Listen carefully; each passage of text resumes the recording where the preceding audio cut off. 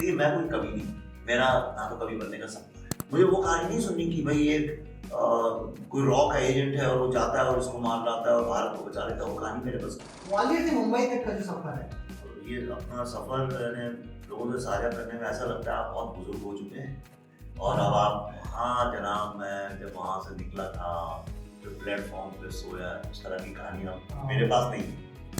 पेट पीठ मिलकर एक बूढ़ा चलता लाठी टेक लगभग मुझे ऐसा अंदाज है, मेरे फिगर्स गलत हो सकते हैं, मुझे लगता है 60 से 70% जो शहर में रहने वाले लोग वो सिर्फ शहर को मेंटेन करने के लिए है। जब हम कहानियों के बारे में सोच रहे होते हैं, लिख रहे होते हैं, उनको बना रहे होते हैं, उस वक्त भी आपका माइंड सेटअप क्या होता है? ये कहानियां क्यों लोगों तक पहुंचनी चाहिए? देखिए लिखते वक्त तो मुझे टाइम नहीं लगता, मैं तो पूरी फिल्म की स्क्रिप्ट 5-6 दिन में लिखी। तो मैंने शुरू के बहुत सारे साल तो बम्बई में सिर्फ सड़कों पे चल चल के बिताए। हमने देखा है कि पिछले 1-2 साल से आपकी फिल्म को लेकर जितनी नेगेटिव और पॉजिटिव बातें आपके ऊपर की गई हैं, मुझे नहीं लगता कि इससे ज्यादा किसी पे हुई होंगी ऐसी बात। ये है क्या? ऐसी क्या चीज है कि दुनिया की सारी सभ्यताएं खत्म होती जाती हैं और भारत खत्म ही नहीं होता? हमारी स्ट्रेंथ यही है कि हमारे माँ बाप हमारी सोसाइटी एक बच्चे को कल्टीवेट करने में बहुत इन्वेस्ट करते हैं। पल्लवी मैम से मुलाकात आपकी कैसे हुई, कहाँ हुई, क्या कविता भी उसके पीछे कविता है, फिर उसके पीछे का राज है? कविता नहीं होगी तो इश्क भी नहीं हो सकता और इश्क को तो बिना कविता के बता भी नहीं सकते। तो ये मेरा वो सपना फिल्म मेकर बनने का था, कभी भी नहीं। नदी क्रॉस कराने के लिए सबसे अच्छा पतवार है स्टूडेंट। कविता क्या है? देखो मैं कविता को थोड़ी अलग नजर से देखता हूँ। मेरे लिए कविता को शब्दों को जोड़ तोड़ के रख देना, तालियां बजे कविता पे मेरे लिए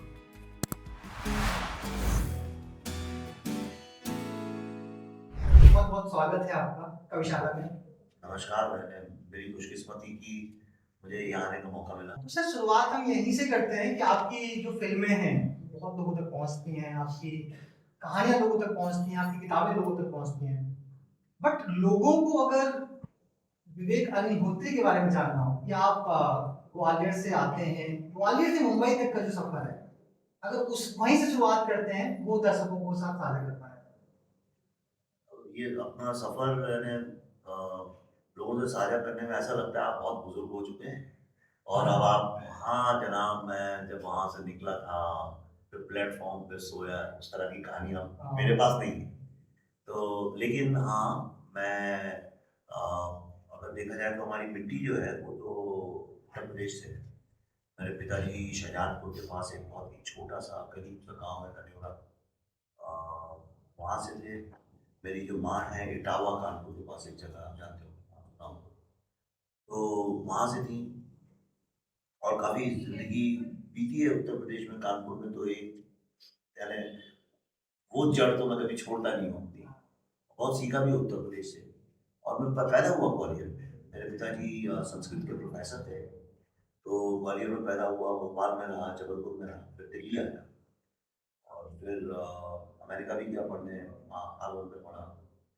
फिर वापस दिल्ली आया, दिल्ली में एडवर्टाइजिंग में नौकरी की और उसके बाद फिर बॉम्बे गया, फिल्में एड फिल्म्स बनाने के लिए और करते-करते टीवी चालू हो गया, टीवी से फीचर फिल्म्स हो गई, दुनिया भर की चीज़ें हो गई। तो देखा जाए तो एक तरह से मैं अपने आप को ये नहीं कह सकता हूँ कि मैं यहाँ का हूँ, यही और यही मेरी आइडेंटिटी है, यही मेरी पहचान है, वो मैं नहीं कह सकता हूँ। मैं कई सारे कल्चर्स के थ्रू गुज़रा हूँ।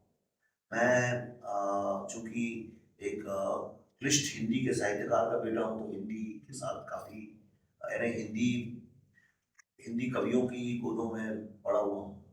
चाहे वो दिनकर जी रहे हों, चाहे सुमित्रा सॉरी शिवमंगल सिंह सुमन जी रहे हों, दुष्यंत कुमार रहे हों, ऐसे तमाम बड़े-बड़े जो साहित्यकार, उन्हीं की गोदों में खेल-खेल के बड़ा हुआ हूँ, तो इसलिए कविता से भी लगाव है। और उसके अलावा मैं अ, शायरों के साथ भी काफ़ी उठना-बैठना रहा। क्योंकि भोपाल में मुशायरे बहुत होते थे, शायरों के साथ बड़ा मिलना-जुलना था। कवि सम्मेलन उस वक़्त फैशन था, कवि सम्मेलन शुरू होते थे। जैसे अब गोपाल दास नीरज हमारे रिश्तेदार थे। अब मैं जाता था तो वो सुबह तक चलते थे, 6-6 बजे तक कवि सम्मेलन। और कवि सम्मेलन सक्सेसफुल है कि नहीं हुआ ऐसे कैसे पता चलता? आज आप जैसे कहते हैं ना भई हमने एक ट्वीट किया, तो इतने उसके रीट्वीट आए या आपकी वेबसाइट पे आपने कुछ डाला, आप अभी कह रहे थे कि इतने मिलियन आपके ट्रैफ़िक है। कवि सम्मेलन कैसे सक्सेसफुल, कैसे पता चले? तालियों की गड़गड़ाहट से तो नहीं हो सकता। कितने बजे तक चला सुबह? हाँ। मुशायरा कब तक चला? कई बार फिर उस सुबह की चाय आने लगती थी, फिर जलेबियाँ आ जाती थी, फिर पोहा आ जाता था। मुशायरा चला ही जा रहा है, कवि सम्मेलन चला ही जा रहा है। उसके अलावा एक मुझे ऐसा लगता है कि मेरा पूरा का पूरा जो एक बैकग्राउंड है, उसमें जो नींव है वो साहित्य की है, भारतीय साहित्य। और मुझे करीब 21-22 साल की उम्र तक विदेशी साहित्य और अंग्रेजी का साहित्य पढ़ने का सौभाग्य भी मिला। इसलिए नहीं मिला कि हिंदी मीडियम में पढ़े बड़े हुए, अंग्रेजी भी हिंदी मीडियम नहीं पढ़ी, जैसे आपका और हमारे में कोई ज़्यादा फर्क नहीं है। लेकिन जब मैंने फिर इंग्लिश से क्या हुआ कि कई सारे जापान के राइटर्स हैं, चाइनीज राइटर्स हैं, अफ्रीकन राइटर्स हैं, उनको भी पढ़ने लगा। और इसलिए मैं अपने आप को क्रॉस कल्चर कि मैं, आप अगर बोले ये है तो मैं कहूँगा ये भी सही है, वो है तो वो भी सही है। ट्विटर वगैरह सोशल मीडिया में लोग आपको पहचान नहीं पाते क्योंकि वहाँ पे मजबूरन आपको एक दिशा में चलना होता है। तो ये है। सर मुंबई गए, मुंबई कैसी है? आप पता है, मैं कुछ बीच में पहले जब इतनी मारी नहीं थी मेरे नाम को लेकर ट्विटर में, तो मैं बहुत एक श्रृंखला में मैंने बहुत कविताएं डाली शहर करके। ये मुंबई छोटी छोटी है भी, शायद कहीं पढ़ी अभी मेरे नोट्स में हो तो मैं आपको बता भी दूंगा, पर शहर के ऊपर। और मुझे दिल्ली में रहा हूँ बहुत साल, 15 साल, पर दिल्ली में वो बात नहीं। मैंने देखा बम्बई जो शहर है वो एक आज के समाज का इतना बड़ा रिफ्लेक्शन है, आईना है। लगभग मुझे ऐसा अंदाज है, मेरे फिगर्स गलत हो सकते हैं, मुझे लगता है 60 से 70% जो शहर में रहने वाले लोग वो सिर्फ शहर को मेंटेन करने के लिए है कि शहर चलता रहे।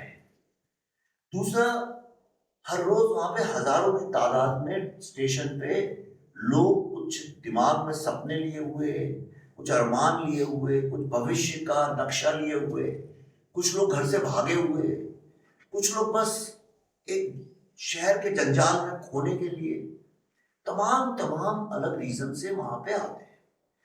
तो एक रफ फिगर ऐसी मान लेते हैं, चलिए 10,000 लोग आते हैं।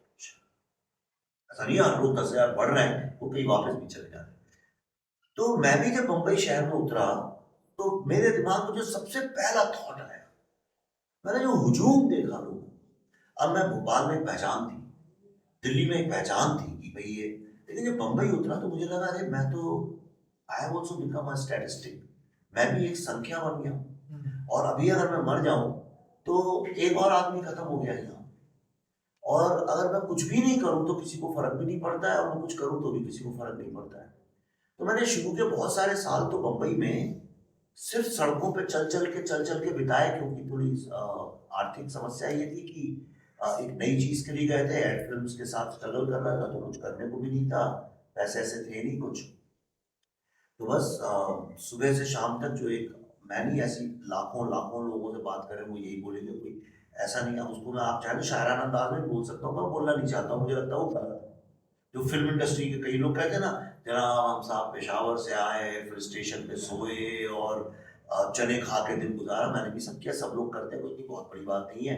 और उस वक्त जब करते हैं उस उम्र में तो गलत भी नहीं लगता है, पता भी नहीं चलता कब कर गए, कोई ऐसी बात नहीं है। पर हाँ, मुझे आज भी याद है कि मैं सड़कों पे घूमते घूमते, बस कुछ करने को ही नहीं है। और आदमी इस बड़े शहर में जितना अकेला होता है, जितनी ज्यादा भीड़ में जाता है उतना अकेला होता है।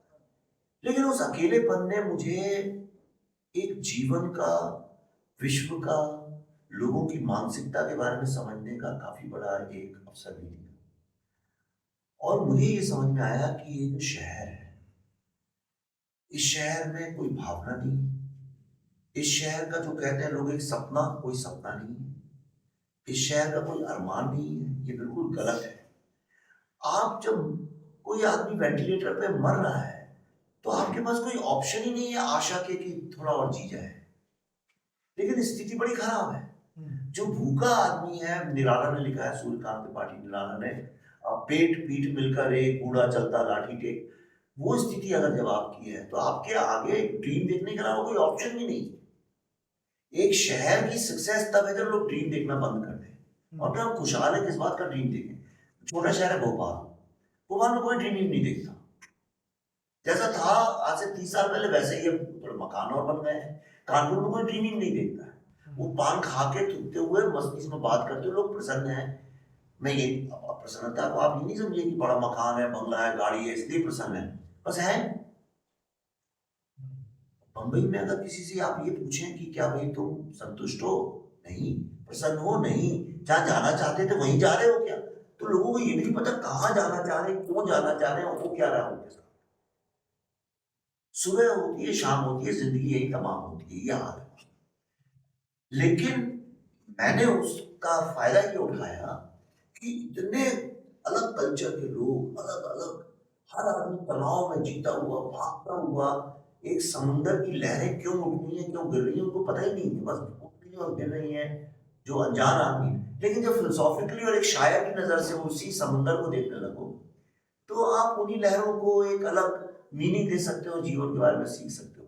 तो अब तो मेरे लिए बम्बई छोड़ना बड़ा असंभव है। इसलिए अगर मैं बम्बई जब भी छोड़ देता हूँ तो मैं बहुत ज्यादा स्पिरिचुअल होने लगता हूँ। और जब आदमी स्पिरिचुअल हो जाता है तो रोजी रोटी नहीं कमा सकता। तो मैं भी गोवा में था 20 दिन, तो जरूरत से ज्यादा स्पिरिचुअल हो गया। अगर कोई मेरी टाइमलाइन फॉलो करे तो उसे समझ में आ जाएगा, अच्छा अभी भी स्पिरिचुअल है। पर जैसे ही मैं शहर में आता हूँ तो अंदर का जो द्वंद है ना, वो द्वंद को वो शहर निकालता है, और वो द्वंद के बिना मैं जीवित भी नहीं रह सकता। अच्छा, मुझे लगता है कि कारण और है।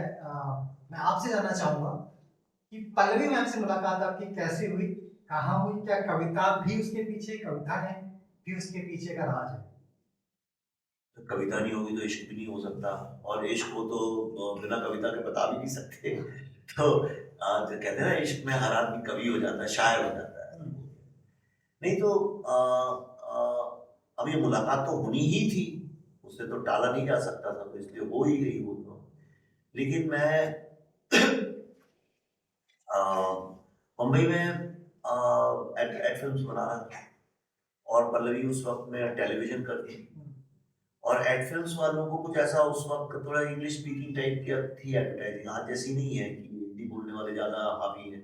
तब अंग्रेजी बोलने वाले थोड़े Doon school, Doon college, Doon school के, और स्टीफेंस के, और इस तरह के थोड़े cool, high fly, elite type के लोग करते थे।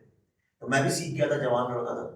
तो मुझे भी ऐसा लगने लगा था कि ये जो लोग टीवी और फिल्म करते हैं इनमें क्लास नहीं है, इनको आर्ट नहीं पता, ये सब। और वो ज़माना भी देखिए, अगर आप देखें लेट 90s का, अर्ली 2000 का, तो वो सारा वो गोविंदा और मिठुन चक्रवर्ती टाइप की फिल्मों का था। गोविंदा टाइप का, अगली कपड़े, पीला, लाल, नीला, और अजीब से वो सरकारी लोकटिया टाइप के गाने, और हीरोइनें भी उस तरह की एक्टिंग करती थी, सब्जेक्ट्स भी वही अजीब अजीब से थे।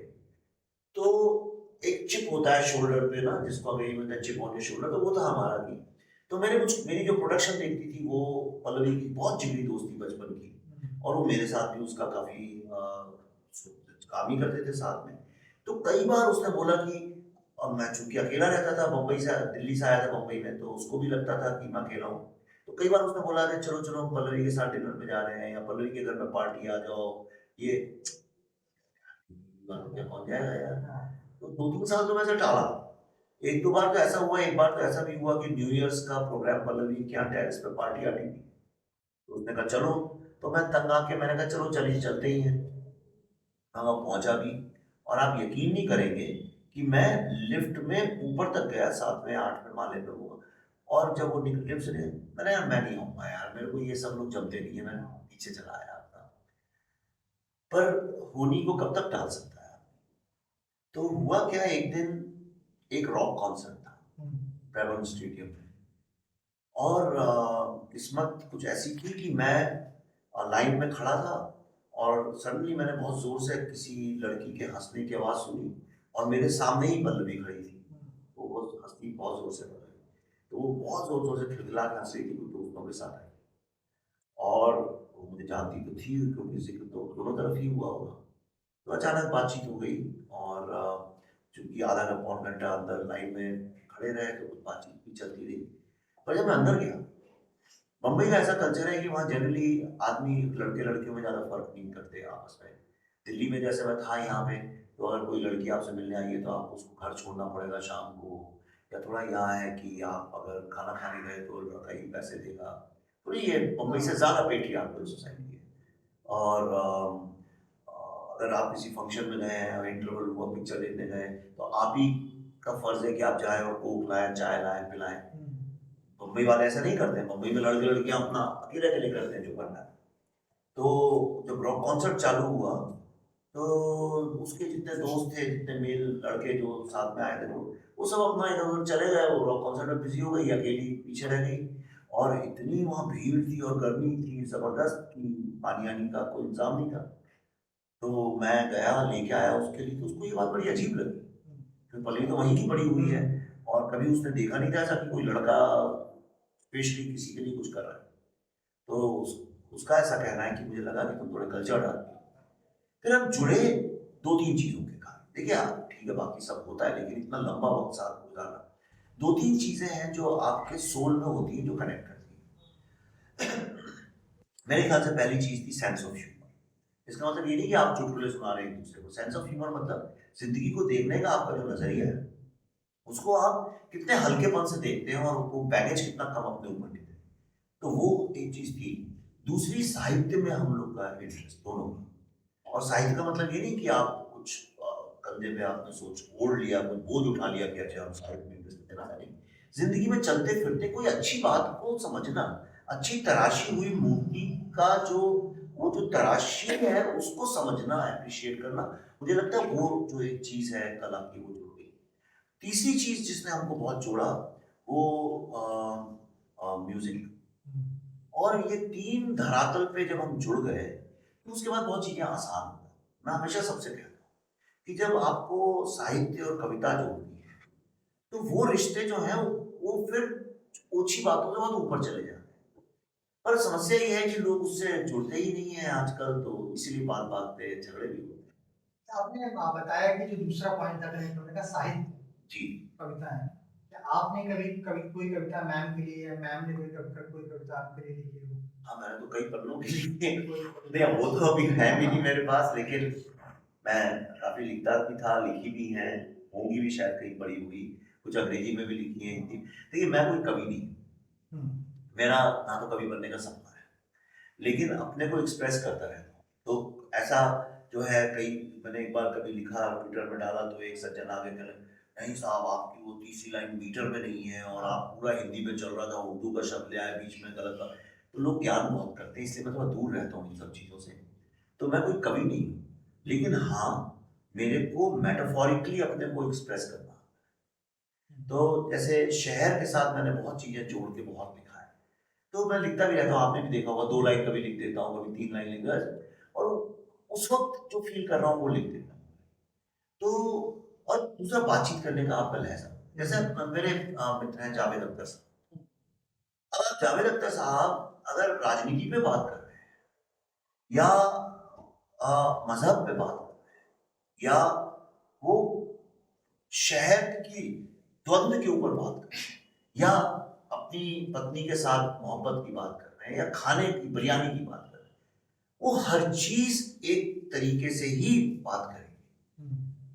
एक जो लहजा है बात करने का, उसमें कहीं ना कहीं आपको ये समझ में आ जाएगा मिजाज इस आदमी का शायर का है। और सारा खेल मिजाज का, राइट। अब जैसे गालिब का है, जो जब उनको बुलाया जफर साहब ने, तो उनका वो जो बड़ा फेमस शेर नहीं है क्या, जो आंखी से ना टपका लो, हर बात पे कहते हो तुम कि तू क्या है। अब देखिए वो है तंज, ज़ौक़ के ऊपर तंज है, लेकिन जिस तरह से उन्होंने कहा है वो एक मिजाज अलग है।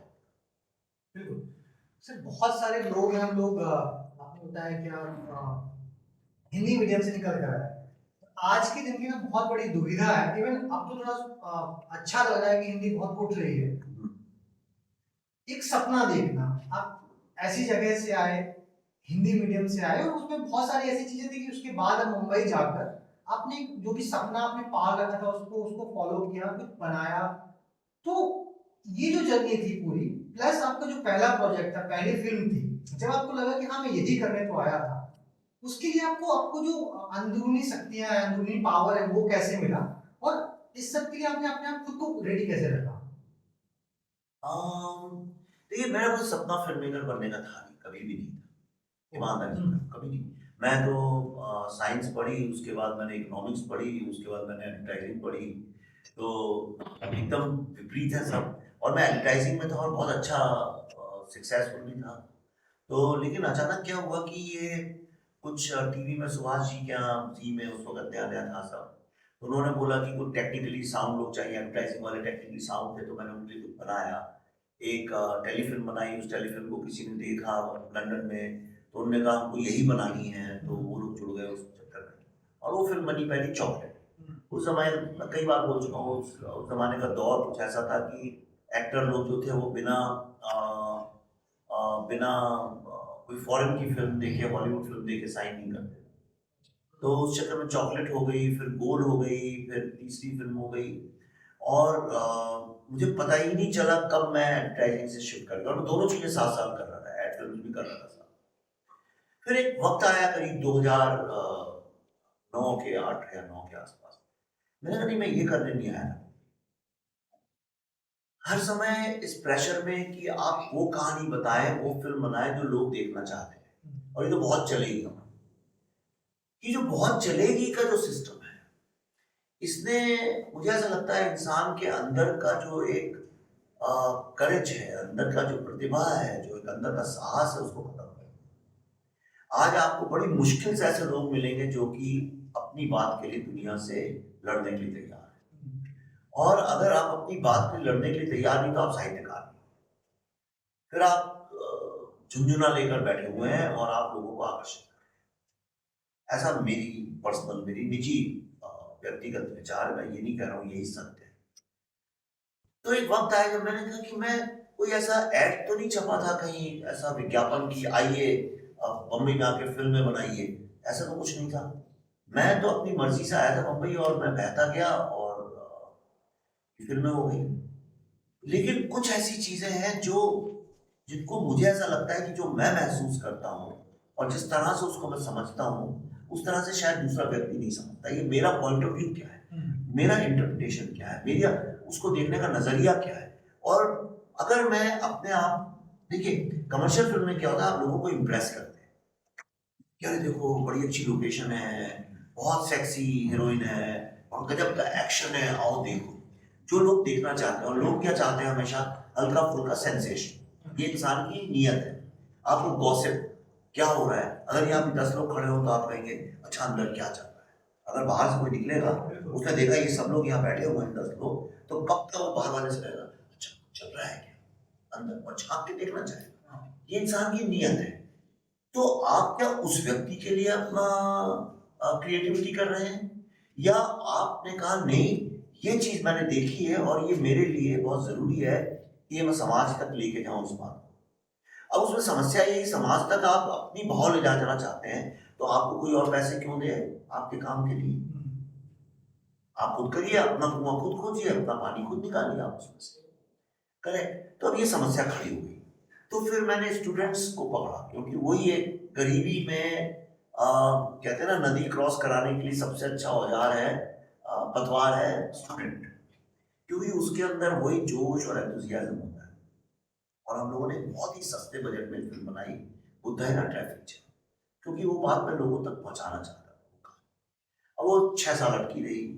ऐसी नौबत आ गई कि घर वापस चलो, भोपाल चलो, वहाँ जाके कुछ करो, पढ़ा लो, कुछ नहीं होगा तो किसी प्राइवेट कॉलेज में नौकरी-वोकरी मिल ही जाएगी, कुछ तो पढ़ा ही सकते हैं। बिल्कुल ये नौबत आ गई। पर तब मुझे एक चीज़ दिमाग में आई कि ये मैं अपने को फ़िल्म मेकर के झांसे में काहे को बेवकूफ़ बना रहा हूँ। अगर मैंने कैमरे में एक चीज़ शूट की है, तो वो थिएटर में ही रिलीज़ हो, ऐसा कौन-सी किताब में लिखा है? ये कौन-सा नियम है? मैंने एक फ़िल्म बनाई है तो आपके यहाँ आ सकता हूँ, आपके ऑफ़िस के 10 लोग बैठे हैं, उनको भी दिखा सकता हूँ। और गली-गली घूमते-घूमते, चौराहे-चौराहे जा-जा के 10-10 लोगों को दिखा सकता हूँ। और फ़िल्म का मकसद ये था एक बात कहनी थी जो उन तक पहुँचे और अगर वो 100-200 लोगों को जो दिखा रहे हैं, उनमें से 2-3 लोगों को भी समझ में आ गई बात, तो आपका सफल हो गया। तो मैंने कहा मैं कौन हूँ? मैंने कहा मैं कहानीकार हूँ। मैं स्टोरी टेलर। हम्म, ये दुनिया में सिर्फ कहानियां चल रही, हर चीज, ये डेमोक्रेसी, ये साइंस, ये ईश्वर, ईश्वर है या नहीं, ये सब कहानी है। ये डेमोक्रेसी क्या चीज है, पकड़ के दिखाया कोई? हम तुमसे प्यार करते हैं, दिखाओ पकड़ के जरा उस चीज को। अगर आप ये कहते हैं कि भाई ईश्वर दिखाओ, मुझे ईश्वर नहीं है, दिखाओ, तुम नहीं दिखाओगे तो हम नहीं मानते, तो मैं कहता हूँ डेमोक्रेसी पकड़ के दिखाओ। कहाँ है डेमोक्रेसी, दिखाओ।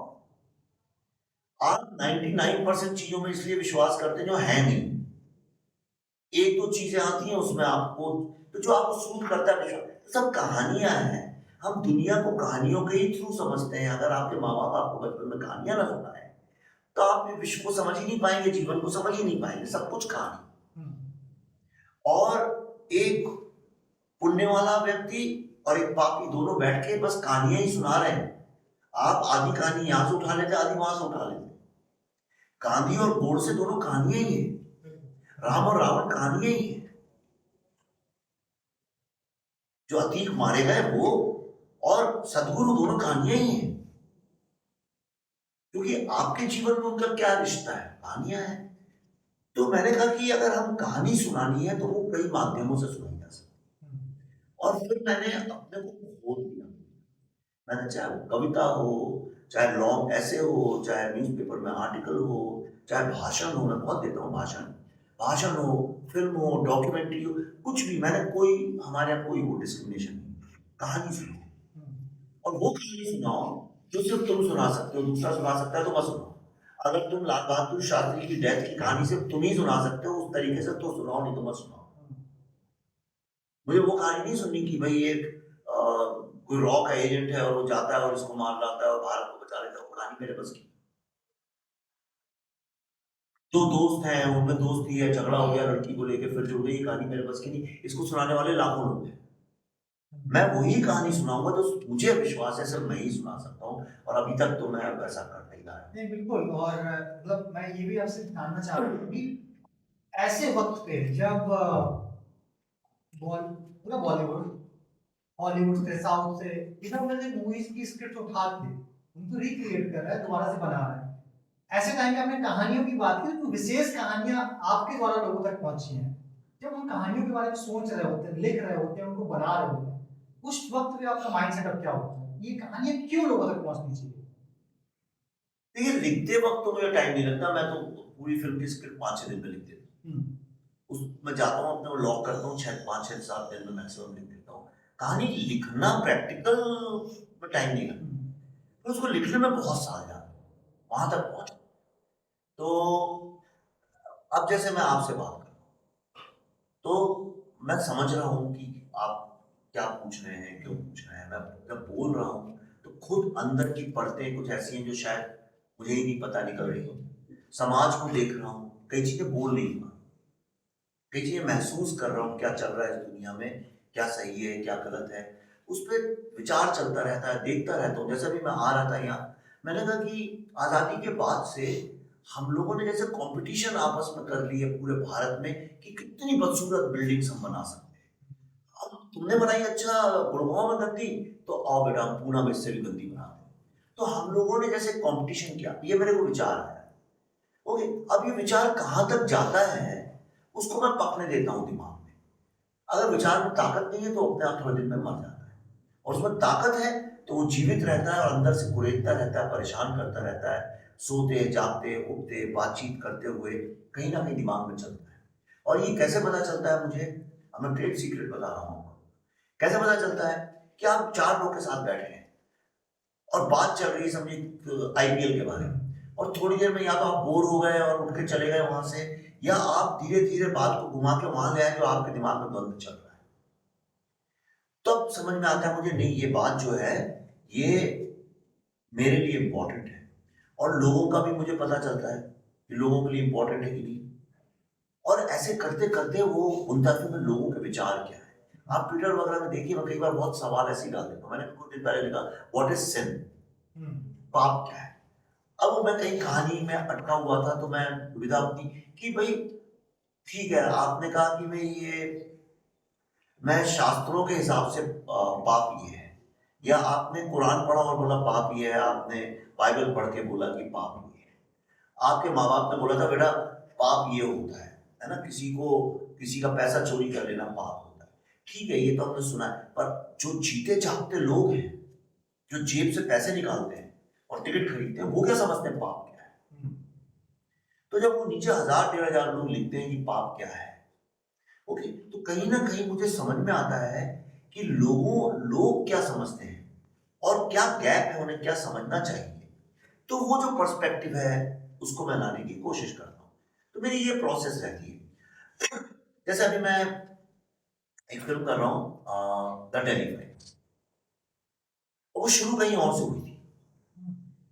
मैंने जब शुरू का जो थॉट था मेरा कि इस पे बनाऊंगा, तो थॉट कुछ और था, और वही थॉट चलते चलते चलते चलते चलते मुझे एक ऐसी गुफा के अंदर ले गया जो मुझे खुद नहीं पता था मैं ऐसी एग्जिस्ट भी करती और कभी घुसूंगा उसके अंदर, और करते करते वो एक अलग कहानी बन गई पूरी। तो मेरी ये प्रोसेस रहती है। सर, कविता क्या है आपकी?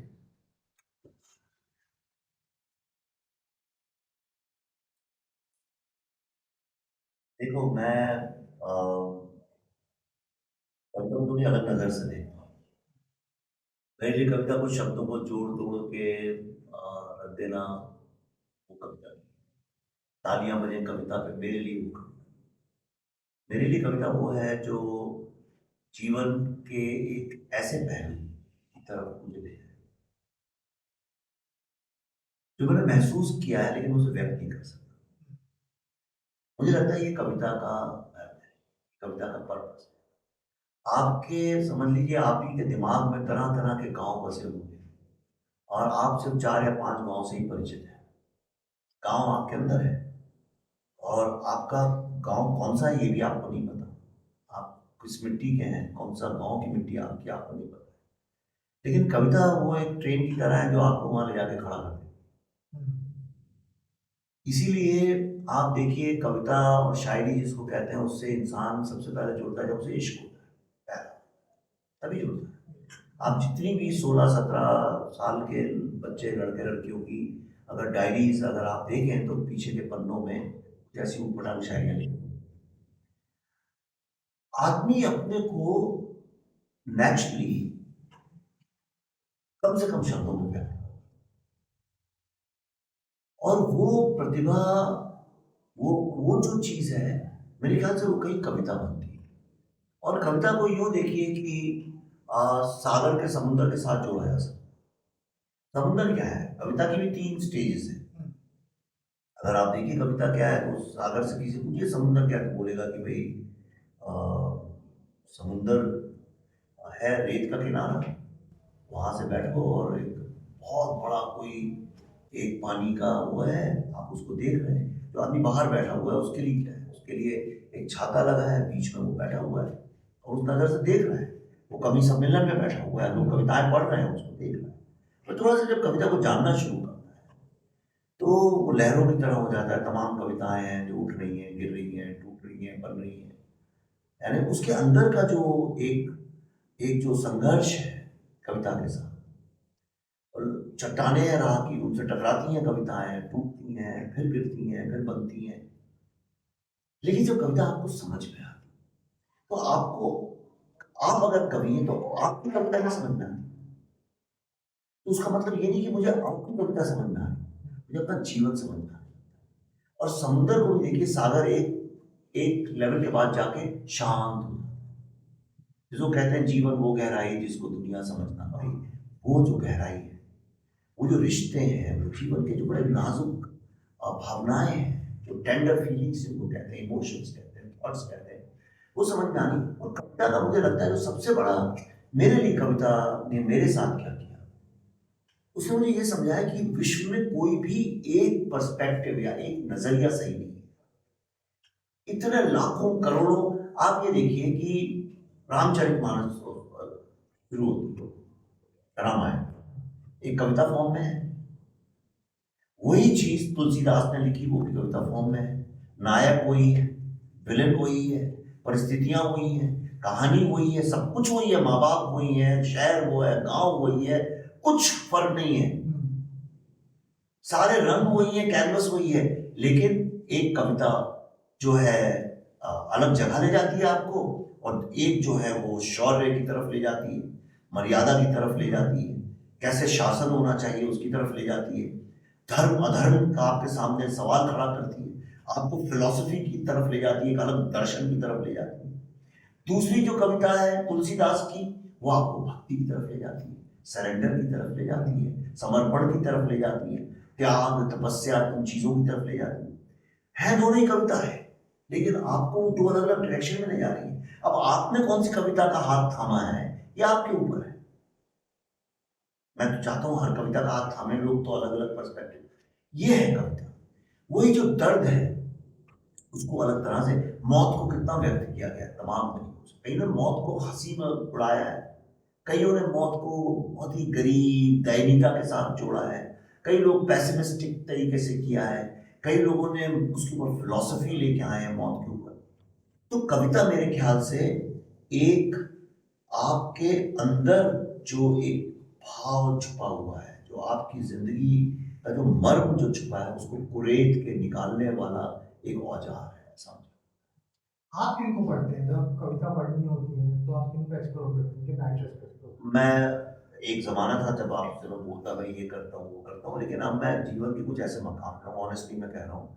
अब मैं सुनने में लोगों को बड़ा अटपटा भी लगेगा, अजीब भी लगेगा, ठीक है। और ये जो मैं बोलूँगा इस बात से कई लोग सहमत भी नहीं होंगे, और आजकल के सोशल मीडिया के ज़माने में ट्रोल नहीं कर सकते, लेकिन मैं यही है। पिछले 2 4 5 साल से मुझे ऐसा लगता है कि लगभग 5 1 साल से मैंने, अब फिल्में देखता हूँ बहुत, कौन एक्टर है कौन डायरेक्टर है मैं परवाह भी नहीं। हैं? मैं कोई किताब है तो मेरे घर में तो यानी हम लोग, मेरी पत्नी कहती है कि हम लोग किताब घर में ही रहते हैं, इतनी किताबें आती हैं और मैं सबको खोल के पढ़ता।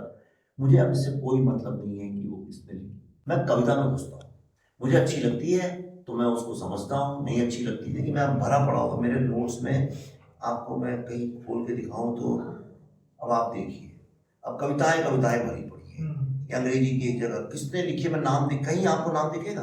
देखिए, मैं जानबूझ के, ऐसा नहीं है लिख सकता हूँ, मैं जानबूझ के नहीं लिखता। क्या होता है, अभी मैं आपको कोई एक बहुत अच्छी 2 लाइनें सुना, आपके दिमाग को ट्रेन कर दिया गया है, आपके दिमाग को बचपन से सिखा दिया गया है, मैं 2 लाइनें पढ़ूं और आप उस पर एक तरह से रिएक्ट करेंगे। और मैं पढ़ने के पहले आपसे ये बोलूं, अब मैं आपको देखिए रामधारी सिंह दिनकर की 2 पंक्तियां सुनाता हूं, आपका रिएक्शन चेंज हो जाएगा। मैं आपको 2 बहुत गजब की लाइनें अगर सुनाऊं तो आप कहेंगे वाह बड़ी खूबसूरत है, और जैसे ही मैं बोलूंगा तो गुलजार ने लिखी, आपको तो क्लासिक है। मैं गालिब के नाम से, जब बहुत चलती भी गुलजार के नाम से, तो झूठी कहाँ कितनी कविताएं चलती है, यानी गुलजार से ज्यादा तो, और गालिब और रूमी से ज्यादा तो झूठ बोला ही नहीं जाता है, लेकिन आप बता नहीं सकते गालिब ने लिखी है कि किसी और ने लिखी है। तो मैं अपने दिमाग को वो चैट जीपीटी नहीं बनाना चाहता।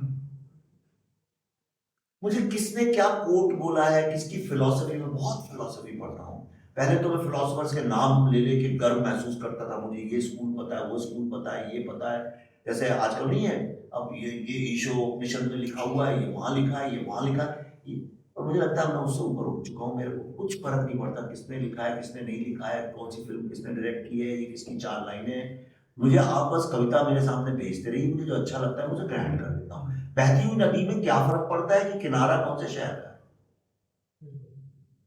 पूरी बातचीत से मुझे ये समझ में आ रहा है कि आप सारी परिस्थितियों में ना शांत रहना सीख चुके हैं।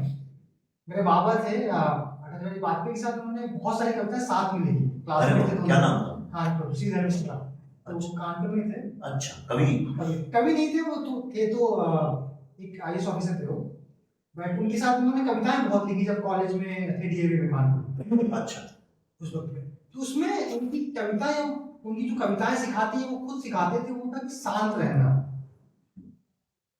हमने देखा कि पिछले 1-2 साल से आपकी फिल्म को लेकर जितनी नेगेटिव और पॉजिटिव बातें आपके ऊपर की गई हैं, मुझे नहीं लगता कि इससे ज्यादा किसी पे हुई होंगी ऐसी बात। उस वक्त में आपने अपने आप को शांत कैसे रखा?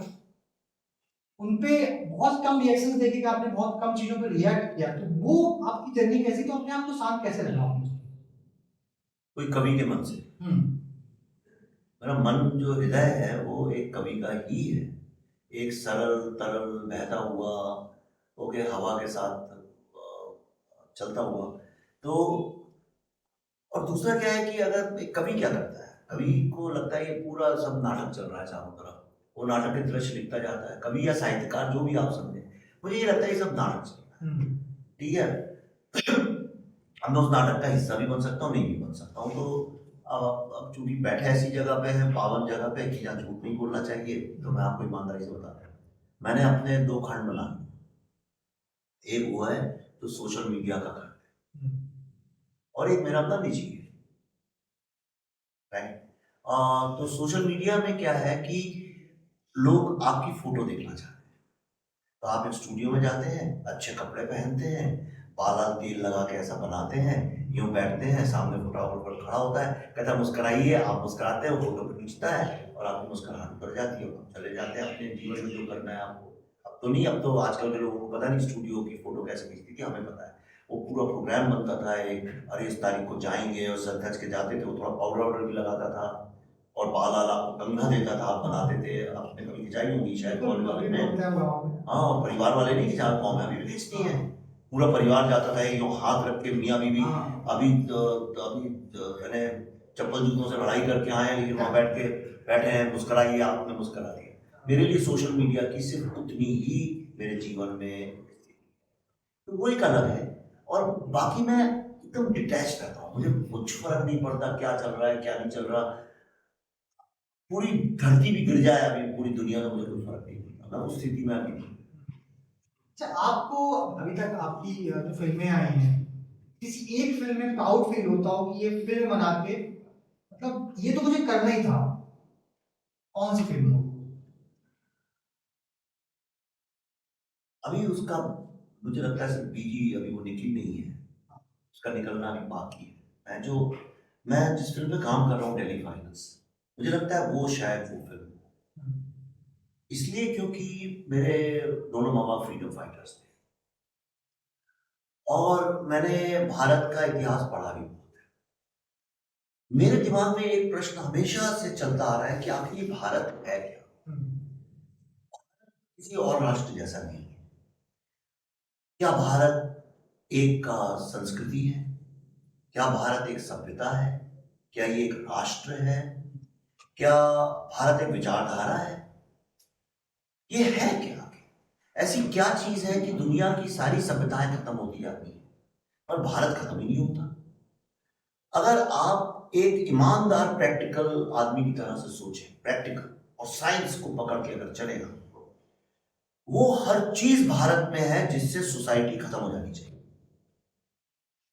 यानी एक आदमी सुबह शाम जहर पी रहा है फिर भी जिंदा है, तो क्या ये शिव का आशीर्वाद है कि तुम जितना जहर पियोगे उतना तुम जीवित रहोगे? ये है क्या? ये इतना कॉन्ट्रडिक्शन है। हम यही 10-12 लोग बैठे हैं, मैं आपको शक्लों से बता सकता हूँ, इतना कॉन्ट्रडिक्शन है इस देश में, जिसको हम विविधता बोलते हैं, मैं उसको कॉन्ट्रडिक्शन। विविधता क्या होता है? मतलब आप रोटी दाल लेके बैठे हैं खाने के लिए, और मैं बिरयानी लेके बैठा हूँ, ये हम दोनों साथ में काम करते हैं, दोस्त हैं बचपन पर, ये कॉन्ट्रडिक्शन है हमारे और आपके बीच में, इसको हम डाइवर्सिटी बोलते हैं, मतलब अलग अलग चीजें हैं। लेकिन वो सब इतने सालों से जिंदा भी हैं, इतने आक्रमणों के बावजूद भी हम जिंदा हैं। तो मैं हमेशा समझने की कोशिश करता हूँ भारत क्या है, और मेरा बड़ा अंदर से ऐसी इच्छा है कि मैं भारत को लेके एक जो बड़ा मेरा जो सोच है वो मैं लोगों तक एक कहानी के रूप में ला सकूं, जो मैं समझता हूँ। आप देखिए पूरे दुनिया में इसको राजनीति ने खराब कर दिया है, इस विषय को जो मैं बोलने जा रहा हूँ, इसको राजनीति ने बहुत ही दो स्तर, बहुत ही निम्न स्तर पे ले आए, लड़ाई कर दी दो लोगों के बीच में, एक कहते हैं हम इसको मानते हैं, एक कहते हैं नहीं मानते। लेकिन आप देखिए पूरे विश्व में कितने राष्ट्र हैं, कितनी सभ्यता है। भारत एकमात्र ऐसी सभ्यता है या राष्ट्र है जो इसको भारत माँ बोलता है और देवी मानता है। कहीं भी दुनिया में आज तक कहीं पे भी, और इसका कोई रिलीजन से लेना देना नहीं है, इसका एक बिलीफ सिस्टम से लेना देना, एक सभ्यता से लेना देना। ना इजिप्ट ने, ना रोम ने, ना चाइना ने, ना जापान ने, ना अमेरिका, इन सभ्यताओं ने तो कभी किया नहीं, किसी राष्ट्र ने नहीं किया। तो ऐसी क्या यूनिक चीजें हम करते हैं और उस पर विश्वास करते हैं? क्या है हमें?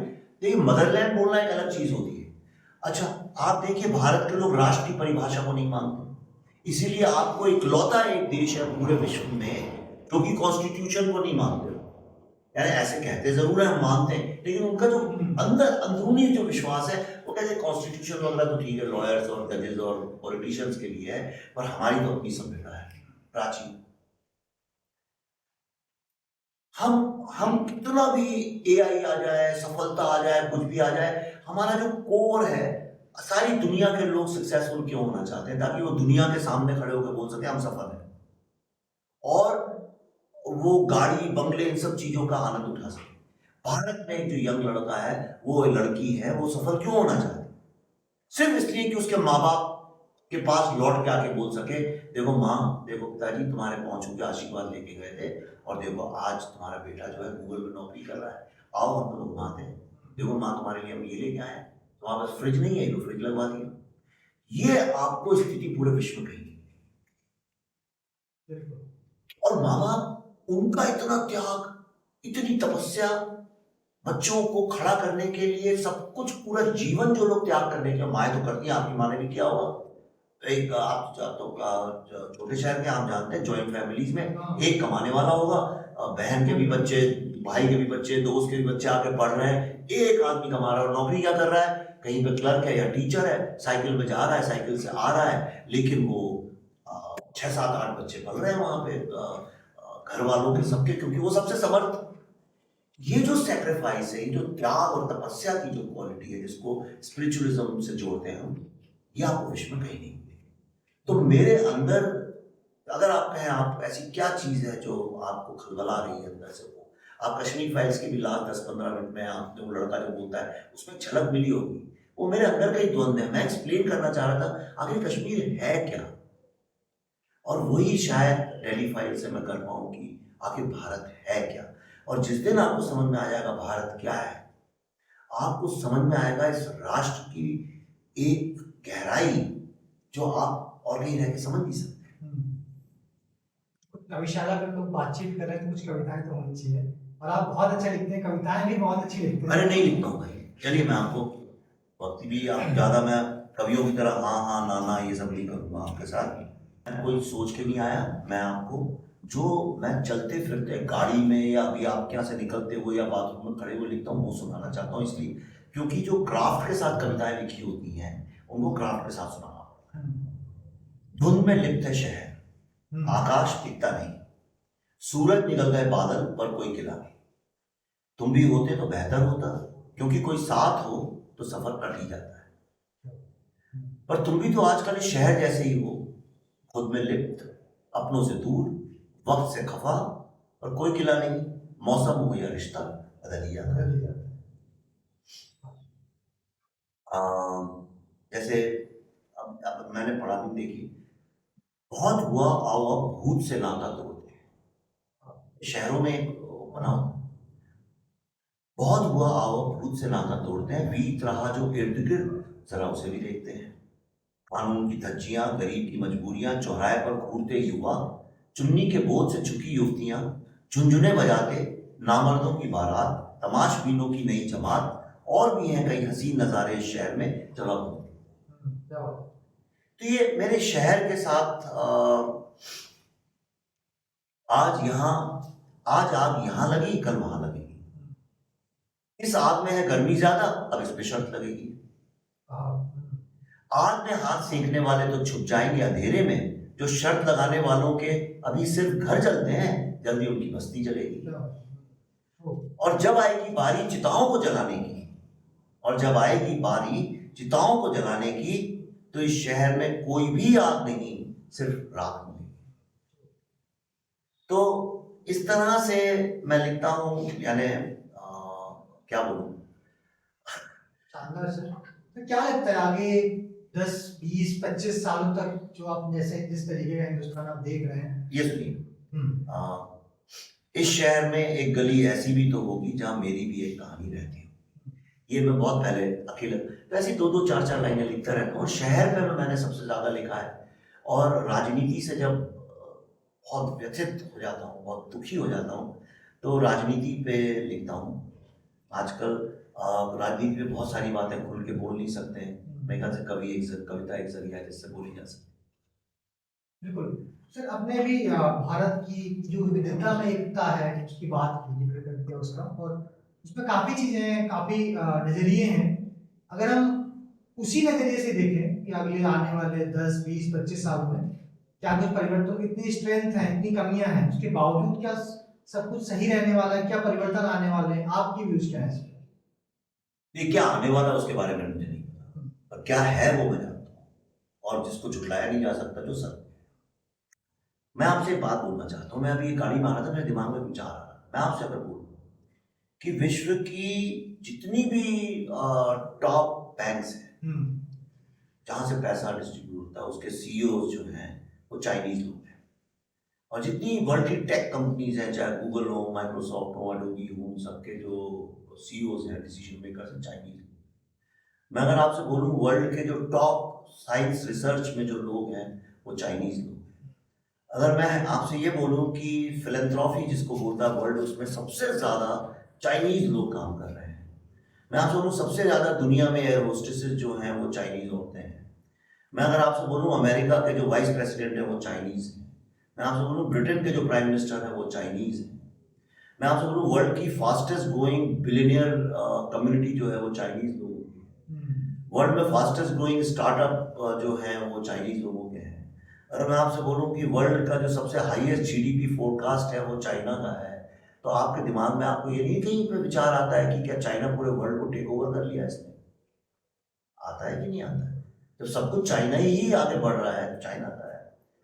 अब इसमें वर्ड को चेंज कर दीजिए, चाइना की जगह इंडियन लगा दीजिए। मैंने जितने एग्जाम्पल दिए सारे भारतीय लोगों के हैं। बिल्कुल। आज जितनी प्रोग्रेस भारत की यंग लड़कियों ने की है, विश्व में आपको कहीं नहीं मिली। ये लड़कियां आपके ऑफिस में बैठी हैं, ये आज से 10 साल 20 साल पहले नजारा नहीं था, और ये डिसीजन ले रही है आगे जाके। आज एयर होस्टेस मैंने आपको बताया वर्ल्ड की सबसे ज्यादा, वही नहीं, वर्ल्ड की जितनी फाइनेंशियल इंस्टीट्यूशन है उनकी सीईओज मैक्सिमम इंडियन है। बीच में एक वक्त आ गया था वर्ल्ड के जो टॉप बैंक्स थे 8 की जो सीईओ थी वो इंडियन। वर्ल्ड का जो सबसे बड़ा बैंक है उसकी सीईओ तो इंडियन, इज़न्ट इट? और आज अमेरिका में अगर आप देखिए सॉफ्टवेयर टेक में सबसे फास्टेस्ट ग्रोइंग अगर कोई ब्रीड है तो इंडियन लड़की है। ठीक है, अब आप इसका ह्यूमन पहलू देखिए। ये तो हो गया प्रोफेशन और पैसे की दुनिया, मटेरियलिस्टिक दुनिया में हम बहुत आगे जा रहे हैं। अब दूसरा देखिए, वही लड़की जो आईटी में काम कर रही है आज, या वो किसी बड़ी आईटी टेक कंपनी में वाइस प्रेसिडेंट है, या वो वेंचर कैपिटल में है, या वो किसी भी लाइन में है, वही जो है, ये सुनने में बड़ा अजीब सा लगता है, लेकिन जब उसका बच्चा होता है तो वो 1-2 साल के लिए अपने करियर को नीचे जाने देती है और करती है, और एक जो नया प्रोडक्ट इस दुनिया में आया है उसको कल्टीवेट करके उसमें वैल्यू एडिशन करके उसको दुनिया के सामने लाती है। जो ये एक फालतू की बड़ी बेवकूफ़ी की जो चलती है चीज़, अरे ये इंडियन औरतें बच्चा होता है तो ये करियर क्यों छोड़ देती है? करियर नहीं छोड़ती है, वो एक नए स्टार्टअप में बिजी हो जाती है, नया प्रोडक्ट। आगे दुनिया चल तो उनसे ही रही है। और आप देखिए the quality of Indians which we are creating, look at the quality of people we are creating. आप सोच सकता था कोई 20 कहाँ के रहने वाले लोग? भारत में 9-10 में से 9.5 लोग हमीरपुर कहाँ जानते भी नहीं। और अगर हमीरपुर चले गए तो यकीन नहीं करेंगे कि इतना बड़ा स्टार्टअप लेके तुम बैठे हो, तुम्हारे अंडर काम कर रहे हैं लोग, एक नई विचारधारा से नहीं काम कर रहे हो, टेक्नोलॉजी का। कौन सोच सकता था? मैं जब आया था यहाँ पढ़ने के लिए भोपाल से, तो भोपाल का नाम नहीं जानते थे लोग। आप और तो और छोड़िए, मैं एक फिल्म कर रहा था, टी सीरीज के जो मालिक है उनके भाई ऊपर ही रहते मेरे घर के, कुछ बात चली, कहने लगे कहाँ जा रहे हो तुम? मैं बैग लेके निकल रहा था एक ही लिफ्ट में, कहाँ जा रहे हो? मैंने भोपाल, कहते हैं ये कहाँ है? तो मैंने कहा भोपाल यार, मैं वहाँ बड़ा हुआ हूँ मध्य प्रदेश में, वहाँ की राजधानी। कहते हैं अच्छा, यार ये नाम बड़ा अच्छा कर साउंड कर रहा है भोपाल, यार अगली बार ना एक फिल्म में हमको रखना चाहिए हीरो भोपाल से, ऐसा उन्होंने मुझसे बोला था। ये बॉलीवुड की बात बता रहा हूँ, बहुत पुरानी बात नहीं है, 10-15 ही साल पुरानी बात है। तो आप सोचिए जिन शहरों के लोग नाम नहीं जानते, वहां के लोग निकल के आज अलग अलग लेवल पे खड़े हैं। आप बैंगलोर जाइए तो लोगों, ऐसे लोग हैं जिनको हिंदी भी नहीं आती, अंग्रेजी भी नहीं आती, आंध्रा के लोग हैं वहाँ अमेरिका में मुझे मिलते हैं, भाषा ही नहीं आती बोलनी कोई अपनी, बस तेलुगु बोलते हैं या बंगाली बोलते हैं या बोलते हैं, लेकिन they are driving the best of the cars and they have got the best of the houses. फर्क क्या है, ये तो और भी लोगों के पास होता है, और इनके पास एक ऐसी चीज है जो बाकी विश्व के किसी लोगों के पास नहीं, वो है पीपल कैन ट्रस्ट। किसी भी वक्त विदेश के लोग भारतीय लोगों पे सबसे ज्यादा ट्रस्ट करते हैं, और ये क्वालिटी जो है, ये क्वालिटी आती है हमारी माओ से, हमारे परिवार से। तो जो जो जो ये मॉडर्न फेमिनिज्म में हम बुराई करते हैं औरतों की, अरे शादी के बाद इन्हें थोड़ा पैक कर लिया, ये कर लिया, और सब बताते ना तुम्हें काम करते रहना चाहिए, जैसे वो कैसे दुनिया में होता है, वो गलत है। हमारी स्ट्रेंथ यही है कि हमारे माँ बाप, हमारी सोसाइटी एक बच्चे को कल्टीवेट करने में बहुत इन्वेस्ट करती है, और मुझे ये बहुत अच्छी बात है। इंशाल्लाह के लिए आप क्या कहेंगे? मैं देखो, मैं आपने एक ही बार मुझसे बोला, और मैं खुद चल के आ गया, राइट। मैं इसलिए आया हूँ, मैं चाहता हूँ कि कोई भी व्यक्ति जो साहित्य में इन्वेस्ट कर रहा है, वक्त या पैसा या दोनों, हर भारतीय का ये फर्ज होना चाहिए उसको हेल्प करे, प्रमोट करे। आज विश्व में जो सब कहते हैं, आप किसी से भी पूछिए, आप क्या लोग बैठे, आपको लगता है ना सोसाइटी में कॉन्फ्लिक्ट है, लगता है आपको तनाव है, महसूस होता है? क्यों है ये तनाव? क्योंकि एक सोसाइटी का, एक समाज की आत्मा जो है वो साहित्य में बनती है। आर्ट एंड कल्चर एक भाई, जानवर और हमें क्या फर्क है? आप बताइए क्या फर्क है? जानवर भी तो बातचीत करते हैं आपस में एक दूसरे से, उनका भी कोई भगवान जैसा होगा, हमें नहीं पता है, वो भी मानते होंगे कुछ चीजें, उनके भी कुछ कस्टम्स है, रिचुअल्स है बिल्कुल है। आप जानवरों का जब पानी बरसता है, जानवर एक तरह से क्यों व्यवहार करते हैं, उनका कल्चर है। मोर का कल्चर है पंख फैलाना, हम नाच डांस करते हैं, ये डांस वो डांस, क्या वो एक चीज है जो हमें अलग करती है? कहानी, सिर्फ कहानी। और वो कहानियां चाहे शायरी के मार्फत आए, चाहे वो प्रोज में आए, चाहे वो फिल्मों के उससे आए, चाहे कथावाचकों के उससे आए, या किसी भी तरह से आए, पर वो कहानियां आनी चाहिए, और वही कहानियां समाज को जिंदा रखती। आज हम लोग जो एक परिवार का सिस्टम बना हुआ है, डिस्पाइट एवरीथिंग, द मटेरियलिज्म के बावजूद जुड़े हुए हैं, वो इन कहानियों की वजह से, क्योंकि हमारी दादियां, नानियां, माँ बाप एक जुड़ने की कहानियां सुनाती हैं, टूटने की नहीं। और जो हम कहते हैं हर चीज भगवान भरोसे हो रही, वो भी कोई गलत बात नहीं। इतना पूछ रही कि कौन चल रहा कि सब कुछ मैं कर रहा हूँ, किसी में तो छोड़ो कि हाँ तुम भी हो, तुम्हारे कारण गलत हो रहा है। तो मेरे ख्याल से कहानियां जो है, जो साहित्य है, वो एक सोसाइटी का, एक समाज का हृदय है, उसकी आत्मा है, और उस आत्मा को जिंदा रखने के लिए जो भी करना पड़े मैं करने के लिए तैयार हूँ। तो आपने जो कविशाला के लिए जो किया है, बहुत अच्छा किया है। बस मेरा यह है कि ईश्वर करे तुम पे ईश्वर का आशीर्वाद बना रहे, मैं कुछ भी कर सकता हूँ अपनी तरफ से करूँगा, और अगर मैं 4 और लोगों को जोड़ सकूँ। पर बस एक उसमें ये देखना कि बहुत कठिन है आज की तारीख में थोड़ा प्योरिटी को मेंटेन करना। इतना प्रेशर है नंबर्स का, नंबर्स भी बहुत आवश्यक है, पर नंबर्स में क्या होता है कई बार कि जैसे मैं उतरा था 10,000 लोगों के बीच में और एक संख्या बन गया था, तो बस ये गलती मत करना कि तुम भी एक दिन नंबर गेम में संख्या बन जाओ। तो जब तक उस संख्या का नाम है कविशाला, तब तक मैं तुम्हारे साथ हूँ। जिस दिन तुम नंबर बन जाओगे, उस दिन भगवान भरोसे। बिल्कुल सर, बहुत बहुत धन्यवाद। और इन दो लोगों को आपको सजेस्ट करना हो कि हमें बुलाना चाहिए, साहित्य से हो सकते हैं, तो मैं बिल्कुल बोलूंगा आपको बुलाना चाहिए। आप एक काम करिए, आप रूमी जाफरी साहब को बुलाइए। रूमी जाफरी जो हैं, उन्होंने बहुत सारी फिल्में लिखी हैं, पर उनको लोग जनरली फिल्म की स्टोरी के नाम से जानते होंगे, लेकिन वो बहुत ही, उनके अंदर एक बहुत ही गजब का कवि है, और दुनिया को समझने का और अलग अलग कल्चर्स को समझने का, छोटे शहर के हैं, वहाँ से निकले हुए हैं, और बड़ा अच्छे कवियाँ, मेरा ऐसा मानना है कि आप अगर उनको बुलाएं तो आपको उससे बहुत फ़ायदा होगा। और दूसरा मेरे ख्याल से जिनने मुझे बहुत प्रभावित किया है वो है स्वानंद किरकिरे। मैं आपको फिल्म लाइन के ही लोग बता रहा हूँ, ऐसा तो मैं बहुत कवियों को जानता हूँ, पर स्वानंद किरकिरे को इसलिए कि उन्होंने एक अलग तरह की कविता का हाथ थामा है, और वो जो कविता है उसका फिल्म इंडस्ट्री में उस तरह की कविताओं का हाथ थामते हुए, तो बाकी तो चालू चीज़ बहुत होते हैं। आप अगर इन दोनों को बुलाएं, आपको सुनने वालों को फायदा होगा। अगर आप चाहें मैं पर्सनली भी उनसे बोल सकता जी बिल्कुल सर, प्रयास रहेगा। और बहुत बहुत धन्यवाद, आपने वक्त निकाला, यहाँ पे एक अच्छी बातचीत हुई और अपनी कविताएं भी सुनने को मिली सभी को। कोई कुछ पूछना चाहता है तो पूछ सकता है।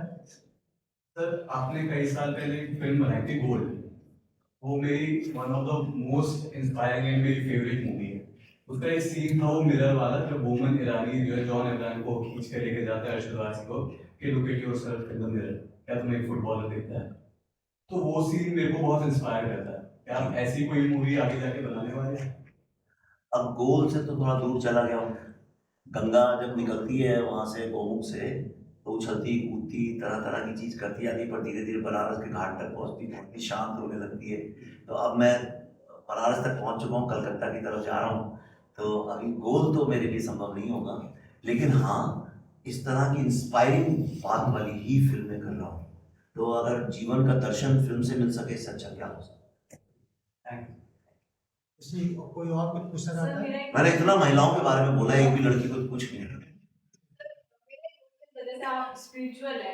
एक सेकंड, आप एक काम करिए, आप पहले तो खड़ी हुई यहाँ आइए सामने, तो मैं आपकी शक्ल जान सकती हूँ, आपके कैमरे के सामने बताएंगे। जी हाँ, अब पूछिए। सर आप स्पिरिचुअल हैं, तो मैं भी उस दिशा में हूँ, और जैसे मैं फिल्म लाइन में भी जाना चाहती हूँ, तो दोनों चीज़ों को एक साथ लेके चलना थोड़ा मुश्किल लगता है। अगर मैं स्पिरिचुअली जाती हूँ तो उधर से हटने लगती हूँ, मेरा मन हटने लगता है, और अगर मैं फिल्म लाइन की तरफ जाती हूँ तो स्पिरिचुअल से मैं कनेक्शन मेरा टूटने लगता है। तो दोनों को एक साथ लेकर मैं कैसे चल सकती हूँ? देखो स्पिरिचुअलिटी कोई मेडिटेशन करने को स्पिरिचुअलिटी नहीं, योगा कर रहा है स्पिरिचुअलिटी नहीं है। स्पिरिचुअलिटी क्या है? आपका अपने आप से कम्युनिकेशन, आप अपने आप से क्या डायलॉग कर रहे हैं, राइट? और क्यों अपने आप से डायलॉग? क्योंकि अंदर जो आप हैं, जैसे अब आप अगर एक्ट्रेस बनना चाहती हैं तो आप जब स्टेज पे जाएंगी या फिल्म के सामने आएंगी तो बहुत मेकअप करके, अलग तरह के कॉस्ट्यूम, आप एक अच्छी महिला या आप एक विलेनिश महिला बन सकती हैं।